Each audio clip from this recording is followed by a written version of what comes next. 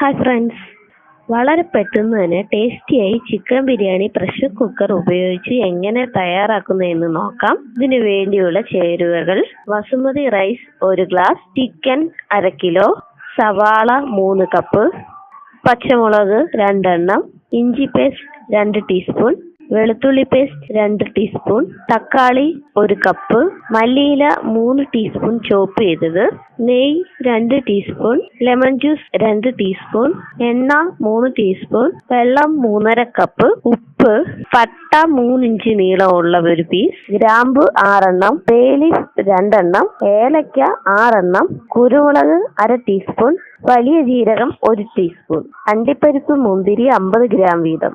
Chicken marinate ചെയ്യാൻ വേണ്ട ചേരുവകൾ: വെളുത്തുള്ളി പേസ്റ്റ് 1 ടീസ്പൂൺ, ഇഞ്ചി പേസ്റ്റ് 1 ടീസ്പൂൺ, മല്ലിപ്പൊടി 1 ടീസ്പൂൺ, മഞ്ഞൾപ്പൊടി 1/2 ടീസ്പൂൺ, മുളക് പൊടി 1 ടീസ്പൂൺ, ചിക്കൻ മസാല 1 ടീസ്പൂൺ, മല്ലിയില 1.5 ടീസ്പൂൺ, നാരങ്ങാനീര് 1 ടീസ്പൂൺ. നാരങ്ങാനീരില്ലെങ്കിൽ തൈര് യൂസ് ചെയ്താലും മതി. ആദ്യം നമുക്ക് ചിക്കൻ മാഗ്നേറ്റ് ചെയ്തെടുക്കാം.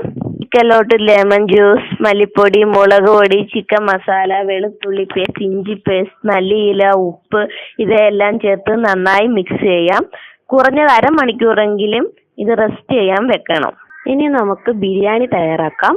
ചൂടായ കുക്കറിലോട്ട് എണ്ണ ഒഴിച്ച് ചൂടാക്കി എടുക്കണം. അതിലോട്ട് കാഷ്നട്ട്, കിസ്മിസ് ചേർത്ത് റോസ്റ്റ് ചെയ്തെടുക്കാം. അടുത്തതായി 1/2 കപ്പ് സവാള അല്പം ഉപ്പും കൂടി ചേർത്ത് നന്നായി ഫ്രൈ ചെയ്തെടുക്കുക. ബാക്കി വന്ന എണ്ണയിലോട്ട് ആൾ സ്പൈസസ് ചേർത്ത് കൊടുക്കാം. അതായത് പട്ട, ഏലക്ക, ഗ്രാമ്പു, വലിയ ജീരകം, കുരുമുളക്, ബേ ലീഫ് തുടങ്ങിയവ. ഇനി ഇതിലോട്ട് ഇഞ്ചി വെളുത്തുള്ളി പേസ്റ്റ് ചേർക്കുക. ഇനി ഇതിലോട്ട് ബാക്കി വന്നിരിക്കുന്ന സവാള അല്പം ഉപ്പും കൂടി ചേർത്ത് നന്നായിട്ടൊന്ന് വഴറ്റിയെടുക്കുക. സവാള ട്രാൻസ്പെറന്റ് ആവുന്നത് വരെ ഇതിനെ വഴറ്റിയെടുക്കണം. ഇനി ഇതിലോട്ട് പച്ചമുളക്, തക്കാളി ചേർക്കുക. തക്കാളി ഒന്ന് മാഷായി വരണം. നമ്മുടെ തക്കാളി മാഷായി വന്നിട്ടുണ്ട്. ഇനി ഇതിലോട്ട് മാഗ്നേറ്റ് ചെയ്ത് വെച്ചിരിക്കുന്ന ചിക്കൻ ചേർത്ത് നന്നായി ഒന്ന് മിക്സ് ചെയ്തെടുക്കാം. ഇനി ഇതിലോട്ട് 3.5 കപ്പ് തിളച്ചുകൊണ്ടിരിക്കുന്ന വെള്ളം ചേർക്കുക.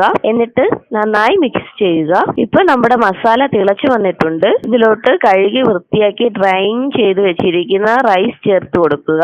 നന്നായി ഒന്ന് ഇളക്കുക. ഇനി ഇതിലോട്ട് മല്ലിയില, നാരങ്ങ നീര്, ഉപ്പ്, റോസ്റ്റ് ചെയ്ത സവാള, അണ്ടിപ്പരിപ്പ്, മുന്തിരി, നെയ്യ് ഇവ ചേർക്കുക. അതിനുശേഷം അടച്ചു വെച്ച് വേവിച്ചെടുക്കാം. ഒരു വിസിൽ പോയതിനു ശേഷം ഫ്ലെയിം ഓഫ് ചെയ്യുക. ഇപ്പോൾ നമ്മുടെ ബിരിയാണി തയ്യാറായിട്ടുണ്ട്. ബാക്കി വന്നിരിക്കുന്ന ഫ്രൈഡ് കാഷ്നട്ട്, റൈസൻസ്, സവാള ഇവ ചേർത്ത് ചൂടോടെ സെർവ് ചെയ്യാം. Thank you. Please subscribe.